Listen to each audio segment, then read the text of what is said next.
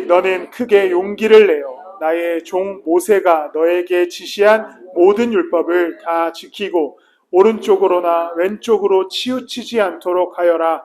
그러면 내가 어디를 가든지 성공할 것이다. 이 율법책의 말씀을 늘 읽고 밤낮으로 그것을 공부하여 이 율법책에 쓰여진 대로 모든 것을 성심껏 실천하여라. 그리하면 내가 가는 길이 순조로울 것이며 내가 성공할 것이다. 아멘. 개역개정에서 보면 형통할 것이다 라고 쓰여 있지요. 근데 아마 표준세 번역이 우리에게 더 마음에 와닿는 단어인 것 같습니다. 성공할 것이다. 오늘 말씀은 이제 지난주에 우리가 광야 생활을 끝나는 이스라엘 백성들에게 하나님께서 주시는 하나의 주의사항이었다면 이제 가나안 땅 정복을 시작하는 여호수아와 이스라엘 백성들에게 어떠한 태도를 갖출 것인가, 어떠한 마음가짐으로 이 하나님의 길에 들어설 것인가에 대해서 가르치는 성경입니다. 이 말씀을 읽을 때 우리가 꼭 이제 기억해야 하는 것은 이것이 단순히 어떤 사역적인 측면을 가지고 듣지 마시고 나의 삶, 나의 인생, 나의 직업, 내가 꿈꾸는 어떤 미래를 두고 이 말씀을 들으면서 여호수아의 인생과 직업과 미래가 가나안 땅을 향하는 거였다면 여러분들 각자에게는 각자의 인생, 직업, 삶이 있기 때문에 어떻게 우리가 마음가짐을 가지고 내 남은 인생, 꽤나 길게 남은 이 인생을 살아갈 것인가, 걸어갈 것인가에 대해서 오늘 말씀을 통해 좀 함께 나누었으면 좋겠습니다.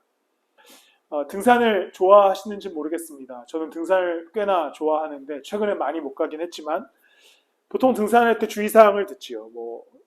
위험한 길로 가지 말고 뭐가 있을까요?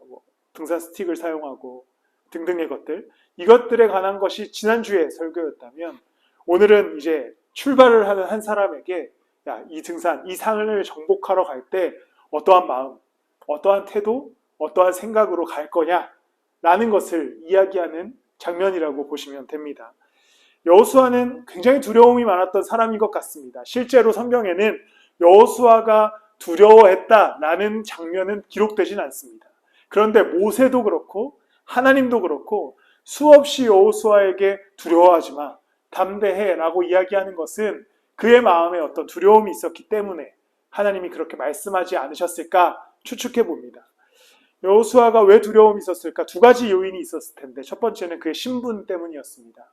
족장시대는 기본적으로 그 가문이 집안 안에서 어떤 그 리더십이 이렇게 이어지는 것이 당연한 수순이었는데 여호수아는 모세의 아들이 아니었어요. 모세의 몸종 출신이었습니다. 그러니까 모세의 몸종이라고 하면 그냥 모세의 한 명의 신하 중에 한 사람이었죠. 그런데 하나님께서 그를 리더로 세웁니다. 그러니까 여호수아가 두려웠을 거예요. 왜냐하면 백성들이 과연 나를 믿을까? 내가 모세의 아들도 아니고 내가 모세의 어떤 장자권을 가진 사람도 아닌데 그냥 모세의 몸종이었던 사람인데 나의 리더십을 믿어줄까? 이런 두려움이 있었을 겁니다. 또 하나는 모세는 사실 광야에서만 있었습니다. 40년 동안이요. 그런데 여호수아는 이제 뭘 해야 됩니까? 전쟁을 해야 돼요. 그것도 한 번도 본 적 없는 민족의 사람들과 그리고 자기는 무기도 없고 40년 동안 광야에만 전전했던 이 약한 민족을 가지고 이제 여리고라고 하는 강대한 나라를 향해 가야 했습니다. 여호수아는 자기 신분에 대한 두려움 그리고 상황에 대한 두려움 가운데 있었습니다. 그런데 그런 그에게 하나님과 모세가 계속해서 이야기하는 것은 두려워하지 말라는 것이죠.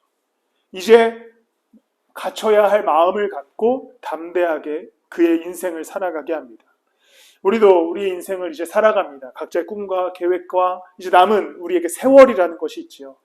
이 세월이라는 이 우리의 인생이 어떻게 흘러갈지는 모르겠습니다만 누구나 살아가야 하기 때문에 우리는 도대체 이 인생을 내게 주어진 이 삶이라는 것을 일단 태어나고 일단 살아가고 있으니까 어떠한 마음가짐으로 어떠한 태도로 걸어갈 것인가에 대해서 오늘 말씀을 통해 좀 함께 나누어 보고자 합니다. 첫 번째는 너무나 잘 아는 것처럼 앞에서도 반복적으로 이야기했듯이 담대하라는 겁니다. 용기를 가지라는 거지요. 신명기 31장 7절 말씀을 보면 이렇게 기록됩니다. 우리 함께 한 목소리로 읽어볼까요? 시작. 모세가 여호수아를 불러서 온 이스라엘이 보는 앞에서 그에게 말하였다. 그대는 마음을 강하게 하고 용기를 내시오. 그대는 주님께서 그대의 조상에게 주시기로 맹세하신 땅으로 이 백성과 함께 가서 그들이 그 땅을 유산으로 얻게 하시오.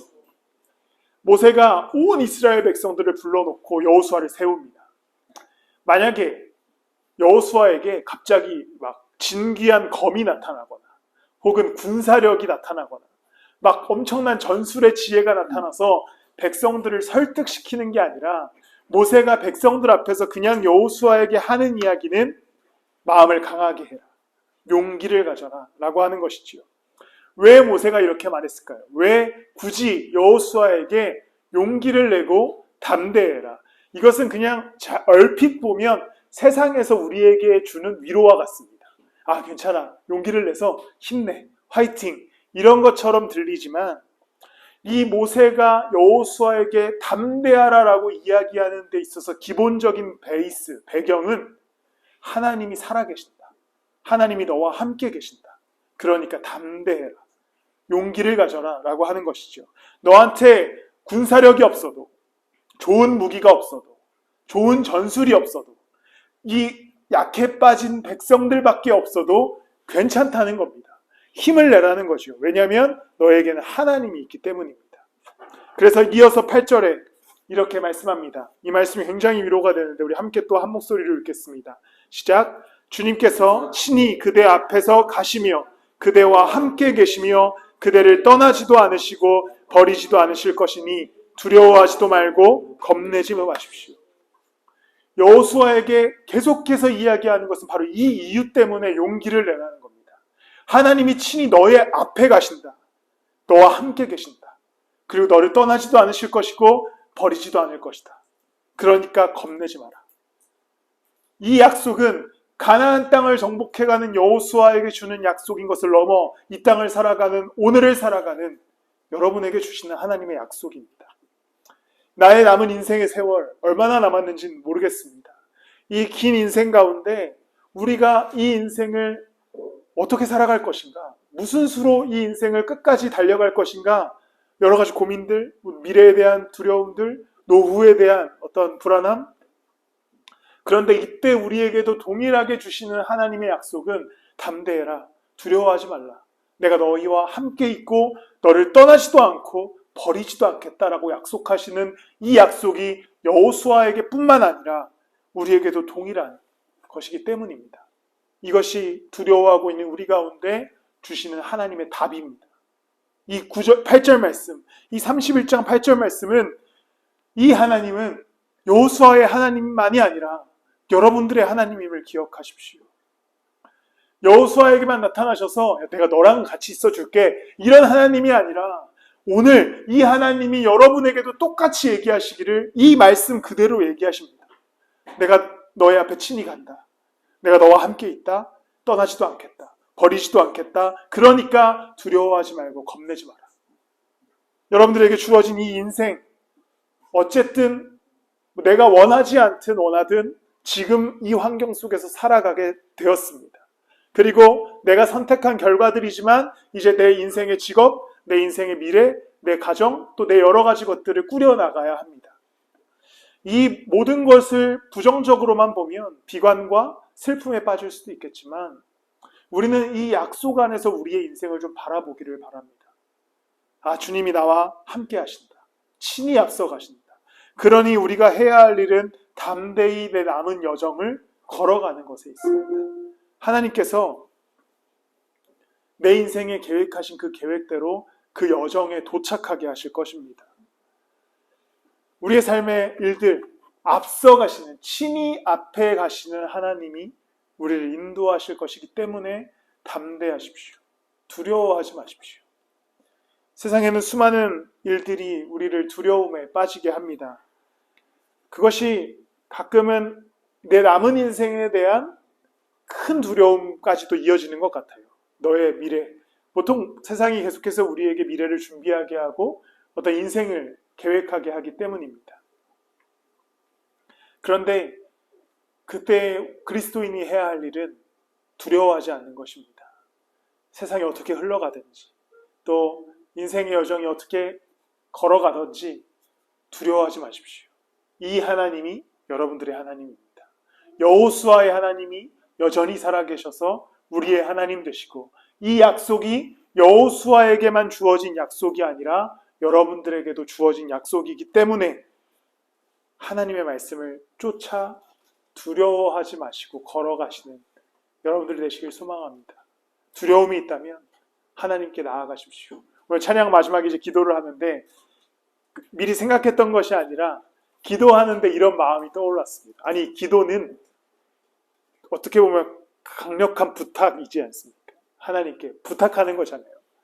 그래서 이제 같이 기도하는 가운데 한씩 부탁합니다. 우리 예배와 교회를 부탁합니다 라는 마음이 들어서 제가 이제 대표 기도 가운데 그 이야기를 넣었는데, 그 부탁을 들으실 분이 하나님이십니다. 여러분들을 두려워하게 하는 게 있다면, 여러분들을 흔드는 것들이 있다면 하나님께 나아가십시오. 그분께 나아가 부탁하십시오. 그가 이런 하나님이니까 버리지도 않으시고 떠나지도 않으시는 하나님이 여러분과 함께 하실 것입니다. 또한 그러나 여호수아에게 요구하는 하나의 태도가 있습니다. 바로 치우치지 않는 것이지요. 여호수아 1장 7, 8절 오늘 말씀입니다. 제가 대신해서 읽겠습니다. 오직 너는 크게 용기를 내어 나의 종 모세가 너에게 지시한 모든 율법을 다 지키고 오른쪽으로나 왼쪽으로나 치우치지 않도록 하여라. 그러면 내가 어디를 가든지 성공할 것이다. 율법책의 말씀을 늘 읽고 밤낮으로 그것을 공부하여 이 율법책에 쓰여진 대로 모든 것을 성심껏 실천하여라. 그리하면 내가 가는 길이 순조로울 것이며 내가 성공할 것이다. 여호수아는 담대해야 했습니다. 그런데 용기를 내어 여호수아가 해야 하는 일이 무엇입니까? 하나님의 말씀을 지키는 겁니다. 용기를 내어서 군사력을 증강시키거나 용기를 내어서 어떤 그 가나안 땅의 백성들의 약점을 찾아내는 것, 그런 전술과 전략을 짜는 것이 아니라 여호수아가 일단 하나님의 길에 들어서서 그가 해야 하는 것은 용기를 내어 하나님의 말씀을 따라 살아가고 실천하는 것에 있었습니다. 이것이 우리의 인생의 마음가짐, 태도, 매뉴얼이 되어야 됩니다. 하나님의 말씀을 따라 살아가는 삶. 이 책을 어쨌든 같이 가고 있으니까요. 이런 글이 있습니다. 사명은 내가 이루는 것이 아니다. 하나님이 하나님 되심을 알고 하나님이 나에게 역사하실 것을 믿고 하나님의 행하실 것을 바라보는 것이다. 내가 먼저 행동하는 것이 아니라 말씀대로 매뉴얼대로 해야 하는 것이다. 이 이야기와 같이 여호수아에게 하나님께서 똑같은 이야기를 하시지요. 우리에게 계속해서 반복적으로 이어지는 이 인간에게 주어진 하나님의 약속입니다. 말씀을 지켜라. 좌로나 우로나 치우치지 마라. 근데 우리는 참 쉽게 좌로나 우로나 치우치기 쉬운 인생을 살아갑니다. 왜냐하면 세상의 이야기가 주관이 뚜렷하게 느껴지기 때문이죠. 그러니까 흔들릴 수밖에 없어요. 만약에 세상의 이야기가 어떤 미신 이야기처럼 터무니없는 것으로 느껴지면 그냥 그러려니 보다. 여러분들 귀신 얘기 듣고 막 마음에 동요하지 않잖아요. 최근에 TVN에서 하는 프로그램 중에 콩콩팥팥이라고 하십니까? 새로 하는 건데 콩 심은 데 콩 나고 팥 심은 데 팥 난다 해서 운동하면서 보는데 이광수가 나오는데 가위 눌렸던 이야기를 해줘요. 근데 약간 되게 실감 나더라고. 이렇게 자다 깼는데 밑에서 애기들이 놀고 있었대. 이제 가위에 눌렸는데 근데 애기들이 갑자기 광수한테 쟀겠다 이런 이야기 들었다는 거죠. 그 이야기를 듣는 중에는 이거 무서운 얘기구나 하다가 끝나면 그것이 우리의 인생을 지배하지 않잖아요. 왜냐하면 그냥 그건 하나의 터무니없는 이야기이기 때문에. 그런데 그런 걸로 우리가 인생이 흔들리지 않습니다. 그런데 우리가 왜 세상 속에서 흔들리냐면 세상의 이야기들이 되게 설득력 있거든요. 그리고 줏대가 있어 보여요. 고집 있어 보입니다. 야, 이렇게 살아가는 인생이 맞아라고 세상이 이야기하는 게 되게 믿음직스러워 보입니다. 그러니까 우리가 흔들리는 거죠. 그런데 하나님의 말씀은 뭔가 어렵고 희생을 요구하는 것 같고 우리에게 계속해서 뭔가를 괴롭히는 것 같은 느낌이 드니까 우리는 좌로나 우로나 치우치기 시작합니다. 그러나 세상의 이야기들이 아무리 줏대 있어 보이고 그 색깔의 주관이 뚜렷해 보여도 그것이 무너지는 것은 한순간이지요. 그런데 하나님의 말씀은 이 여호수아 때부터 시작해서 지금까지 흔들리지 않았습니다. 이것을 따라 살아간 자들의 인생과 삶이 그 안에 위로가 있었습니다. 그리고 실제로 그것이 인간적인 성공일 수도 있지만 그 인생에서 만족함과 성공의 인생을 살아가게 됩니다. 그런데 세상을 쫓다가 그 주관이 뚜렷해 보이는 세상을 쫓다가 내 인생이 무너지는 것을 경험하는 일들을 우리는 주로 보게 됩니다. 흔들리기 쉬운 이 세상의 뚜렷한 주관 앞에 더 강력하고 더 완벽한 하나님의 말씀을 쫓아가는 여러분들이 되시길 소망합니다. 세상의 주관은 여러분들을 끌어주지 않아요. 이게 엄청나게 큰 차이입니다. 세상의 주관, 이거 너무 뚜렷해 보이죠. 완벽해 보입니다. 이대로만 살아가면 성공할 것 같아요. 근데 그것은 여러분들을 돕지 않습니다. 그 기준 내에 못 이르면 실패한 인생으로 치부해버리는 것이 세상이죠. 그런데 하나님의 말씀은 내가 그것을 쫓아가다가 넘어질지라도 우리를 책망하지 않습니다. 그저 우리를 도우시는 분이 하나님이시기 때문입니다. 기다려주시고 일으켜주시고 함께 걸어가 주시는 분이 하나님이시기에 이제 말씀을 쫓아가시기를 소망합니다. 교회도 마찬가지입니다. 아까 이제 여러분들 오시기 전에 아내에게 그냥 이런 이야기를 했습니다. 이건 뭐 그냥 지나가는 말인데 전도를 어떻게 해야 되지? 라는 의문만 남기고 답도 듣지 못했고 제 안에 답도 없었고, 그런데 전도해야지요. 그런데 교회는 일단은 어떤 세상의 방식과 방법을 차용하는 것보다 일단 매뉴얼대로 간다. 우리의 매뉴얼은 무엇입니까? 사실 이걸 하려고 성경책을 준비했는데 하나님의 말씀입니다. 우리의 인생의 매뉴얼도 하나님의 말씀이고 교회의 매뉴얼도 하나님의 말씀이라면 우리에게 이 완벽한 설명서가 주어졌다면 이제 이 말씀대로 살아가기 시작할 때 우리는 두려움 없이 걸어갈 수 있는 것이죠. 세상에 선명해 보이는 매뉴얼들에 흔들리지 마시길 바랍니다. 그건 여러분들을 돕지 않습니다. 여러분들과 함께하지 않습니다. 여호수아가 이스라엘 백성들과 가나안으로 향하는 데 있어서 세상의 매뉴얼들, 강력한 군사력, 전술, 좋은 무기 이런 것에 신경 썼다면 그들의 인생은 전쟁에서 패배할 수밖에 없었을 겁니다. 그런데 그들이 이제 여호수아를 중심으로 해야 했던 건 바로 말씀을 의지하는 것이었죠. 우리의 매뉴얼은 여기 있다. 이 율법이다. 이것을 지켜 행하면 우리 성공한다. 그렇게 시작된 전쟁에서 그들은 승리하게 됩니다. 말씀을 떠나지 마십시오. 이 살아있는 매뉴얼, 이 설명서를 소홀히 하지 않으시길 바랍니다. 한국 사람들은 기계나 이런 것들을 샀을 때 보통은, 저는 그렇습니다. 설명서를 잘 안 읽는 것 같아요. 저는 거의 설명서를 읽어본 기억이 없습니다. 이케아 가구 만들 때 정도는 열심히 읽었지만 보통 핸드폰 사서 이렇게 아이폰 설명서 꼼꼼히 읽으시는 분들 없으시죠. 그런데 우리 인생을 그렇게 넘어가서는 안 됩니다. 우리에게 설명서가 너무나 아름답게 주어져 있습니다. 그것도 그냥 주어져 있는 게 아니라 살아있는 설명서가 주어져 있어요. 그렇다면 이 하나님의 말씀으로 기쁨을 마주하고 영광을 누리고 승리해 나가는 저와 여러분들의 인생이 되길 소망합니다. 마지막으로 여호수아는 이제 진격합니다. 발을 내딛는 것이죠. 9절 말씀에 보면 하나님이 너희와 함께 하겠다라고 약속을 들은 이후에 10절과 11절에 이렇게 기록됩니다. 그리하여 여호수아는 백성의 지도자들에게 명령을 내렸다. 이 말씀이 좀 극적이지 않습니까? 신분이 낮았던 여호수아가 담대하라라는 이야기를 듣고 이제 백성의 지도자들에게 명령을 내립니다. 진을 두루다니며 백성들에게 알리시오. 양식을 예비하고 지금부터 사흘 안에, 며칠 안에요? 사흘. 이것 때문에 MZ들이 문제가 많았다죠. 3일 안에 요단강을 건너 주 우리 하나님이 우리에게 주셔서 우리가 소유하게 될 땅으로 들어가 그 땅을 차지할 것이라고 말하시오. 여호수아에게 두려움이 있어 보입니까? 전혀 없어 보입니다. 그는 이제 담대하게 백성들에게, 그것도 지도자들에게 명령합니다. 우리 이제 갈 겁니다. 사흘 안에 저 요단강 건너 여리고를 향해 전진할 겁니다. 이제 그에게 뭔가 갖춰져서가 아니에요. 여호수아가 뭔가 손에 대단한 것을 얻어서가 아닙니다. 이제 여호수아가 이 길을 걸어가게 된 시작점은 하나님께서 함께 하시겠다는 약속과 이 성경에 대한 매뉴얼, 이것만 가지고 이제 전진을 시작합니다. 그것도 빠르게 가는 것이죠. 이 이야기를 듣자마자, 담대하라라고 하는 이야기를 하나님께 듣자마자 여호수아는 지체하지 않습니다.